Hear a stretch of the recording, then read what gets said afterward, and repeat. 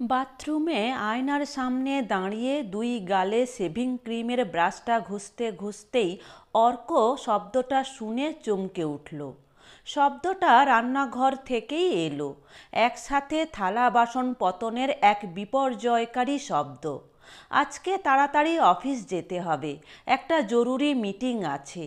Divisional manager গতকালই বলে দিয়েছেন সকাল 9টার মধ্যে অফিস ঢুকতে। ডিএমের এই বলাটাই নির্দেশ, এই নির্দেশ অমান্য করার সাধ্য কারুরই নেই। তাই আজকে এত তাড়াহুড়ো। রান্নার মহিলা আসতে দেরি আছে।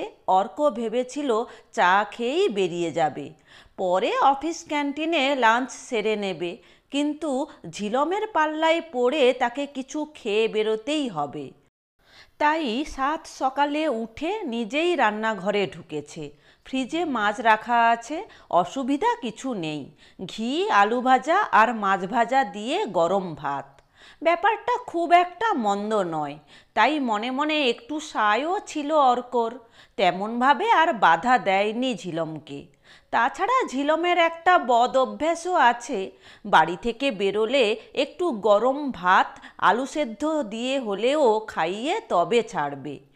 অর্ক অফিসে বেরিয়ে যাবার পর তার বাড়িতেই 11:30 থেকে শুরু হয়ে যায় ঝিলমের স্কুল। ছোটবেলা থেকেই ঝিলম আবৃত্তিটা বেশ রপ্ত করেছে, এখন বেশ নাম ডাকও হয়েছে। গত বছর একটা ক্যাসেটও বেরিয়েছে। বিভিন্ন জায়গায় তার প্রোগ্রাম থাকে, কখনো কখনো অর্ক যায় ওর সাথে, তবে বেশিরভাগ সময়ই যেতে পারে না অফিসের কাজের চাপে। বেশ আছে কিন্তু ঝিলম ওর কবিতার জগৎ নিয়ে। মাঝে মাঝে ঝিলমকে অর্কর ভীষণ হিংসা করতে ইচ্ছে করে, আবার গর্বও হয়। হঠাৎই রান্নাঘরের ওই শব্দে অর্ক চমকে ওঠে, তার হাতটা থমকে যায়। কিছুক্ষণ চুপ করে দাঁড়িয়ে সে শব্দটার কারণ বুঝতে চেষ্টা করে। তারপর অনেকক্ষণ দ্বিতীয় কোনো শব্দ না পাওয়াতে তোয়ালেটা গায়ে জড়িয়ে বাথরুম থেকে বেরিয়ে এসে রান্নাঘরের দিকে যায়। কি হলো, কি পড়লো? অর্ক জিজ্ঞাসা করে।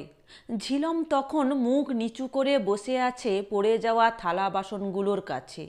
কি ব্যাপার, পড়ে গেছো নাকি? তখনই বললাম এসবের দরকার নেই। অর্ক নিচু হয়ে ঝিলমের মুখের দিকে তাকায়। ঝিলমের চোখে জলের ধারা। অর্ক ঝিলমের মাথায় হাত রেখে বলে, পড়ে গেছো নিশ্চয়ই, কোথায় লেগেছে দেখি? না, পড়িনি। খুব সংক্ষিপ্ত উত্তর দেয় ঝিলম। তাহলে চোখে জল কেন? ও কিছু না। প্লিজ ঝিলম, বলো, আমাকে তো বলবে। অর্কর কথায় ঝিলম যেন একটু দিশা খুঁজে পায়। সে নিজেকে একটু সংযত করে নিয়ে অর্কর চোখে চোখ রাখে। কি হলো বলো? অর্ক জানতে চায়।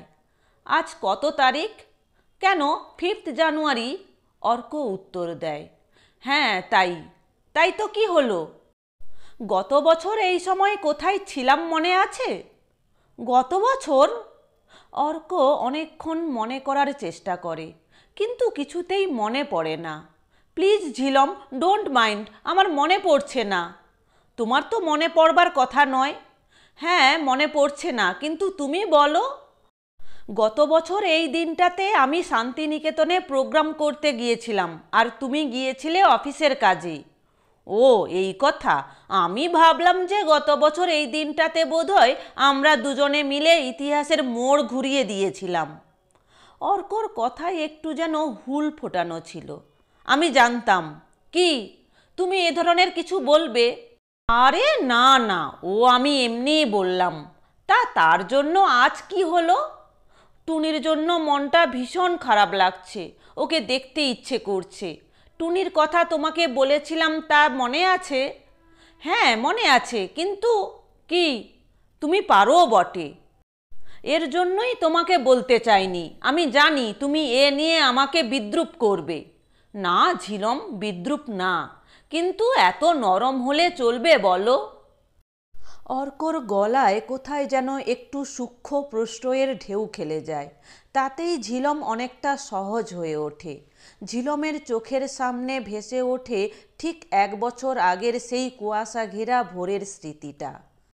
শান্তিনিকেতনের একটা অনুষ্ঠানে আবৃত্তির প্রোগ্রাম ছিল ঝিলমের। কলকাতা থেকে নাচ গান আর আবৃত্তির একটা দল গিয়েছিল 5 জানুয়ারি।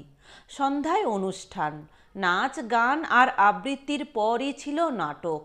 অনুষ্ঠান শেষ হতে হতে রাত 11টা বেজে গিয়েছিল। ঝিলমদের থাকার ব্যবস্থা হয়েছিল একটা গেস্ট হাউসে। অনুষ্ঠান শেষে তাদের খাবার মেনু ছিল গরম গরম খিচুড়ি, বেগুনি, আলু ভাজা, ডিম ভাজা, চাটনি আর মিষ্টি।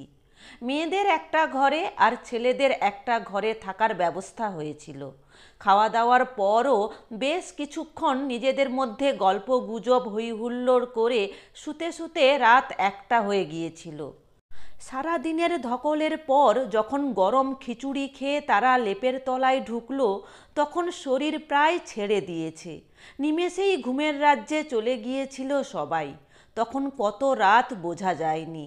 হঠাৎই দরজায় বিশ্রীভাবে কড়া নাড়ার আওয়াজে জেগে উঠল ঝিলম, কেতকী আর মেঘনা।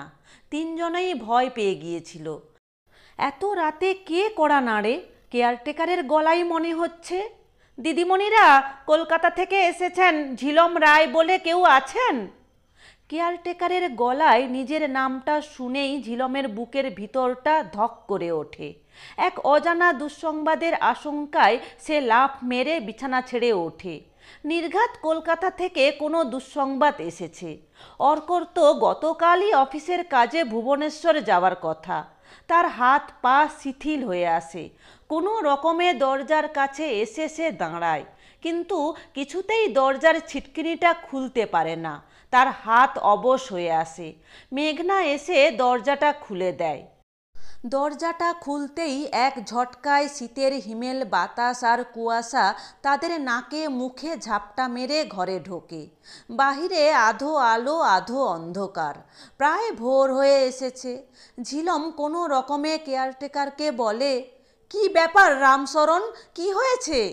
আপনি ঝিলম রায় আছেন ম্যাডাম? হ্যাঁ, কেন? দুজন আপনার সাথে দেখা করতে এসেছে। আমি বলেছি হবে না, 1 ঘন্টা থেকে শীতে বসে আছে। বহুত মায়া হলো, তাই ডাকলাম।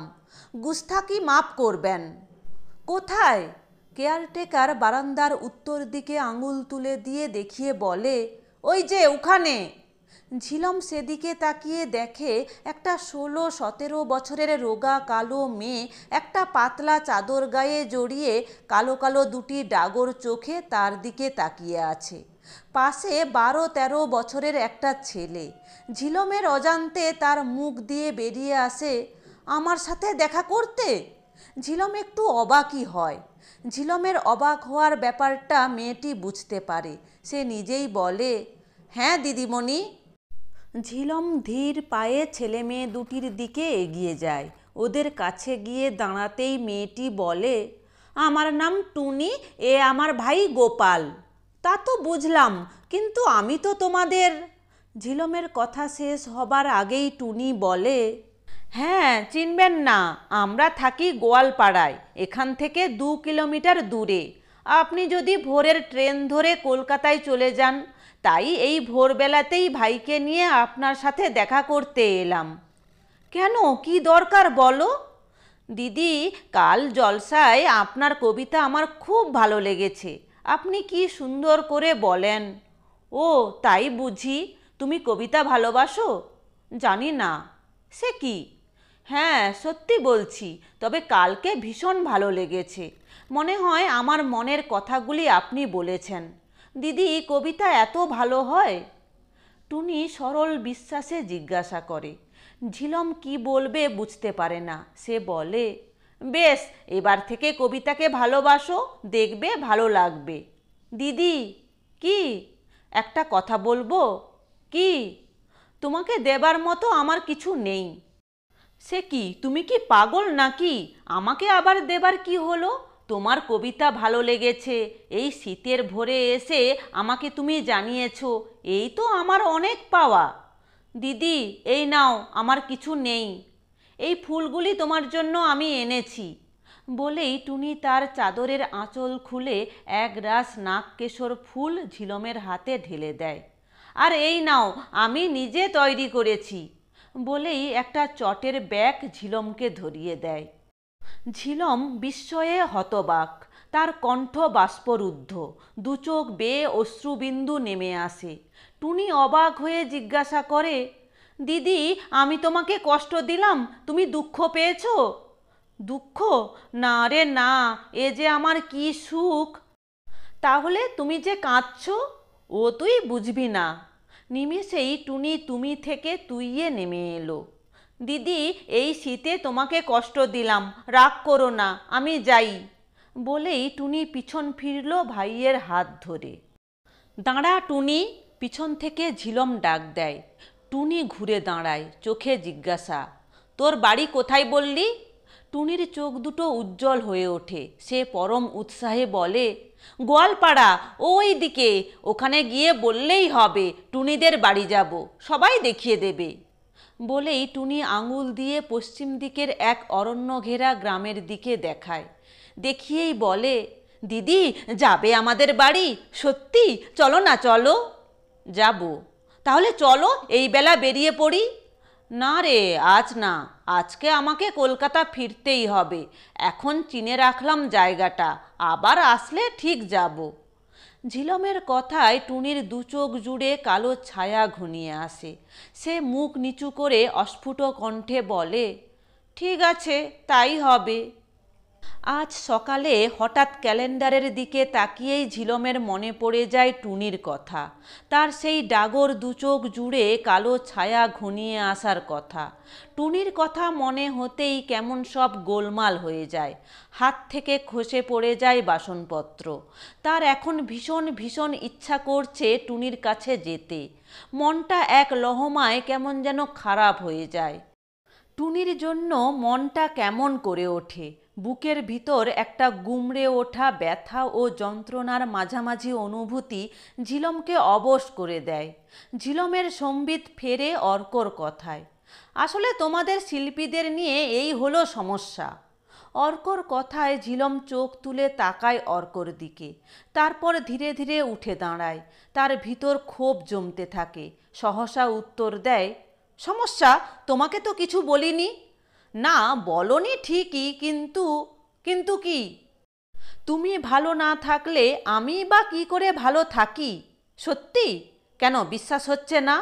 না, কি করলে বিশ্বাস করবে? তাহলে দেখি, চলো তো, আজই আমাকে আমার টুনি নাগকেশরীর কাছে নিয়ে চলো। ঝিলমের এই উত্তরের জন্য অর্ক প্রস্তুত ছিল না। বেশ কিছুক্ষণ চুপ করে থাকার পর অর্ক বলে, ঝিলম, তোমার নাগকেশরী ভোরের স্নিগ্ধতা নিয়ে তোমার মনের মধ্যেই থাক। ও বেঁচে থাকুক তোমার স্বপ্নে। বাস্তবের নাগকেশরীকে ছুঁতে যেও না, তাতে কষ্ট বাড়বে। অর্কর কথাগুলি যেন কোন সুদূর প্রান্ত থেকে ভেসে ভেসে আসছে। এই কণ্ঠ ঝিলম আগে কখনো শোনেনি। এই কণ্ঠকে অবিশ্বাস করা দুঃসাধ্য। অর্কর কথায় ঝিলম যেন নতুন করে স্নাত হয়ে ওঠে। তার বুকের মধ্যে জমে থাকা দুঃখের যন্ত্রণার রেণুগুলি যেন ভেঙে ভেঙে সুখের হালকা রেণুতে পরিণত হচ্ছে। সে গলছে, তার দুঃখের নদী গলে গলে ঝরে পড়ে এক সুখ নদীর সৃষ্টি করছে। সেই নদী খুশির মহাসমুদ্রের মোহনায় গিয়ে মিশছে।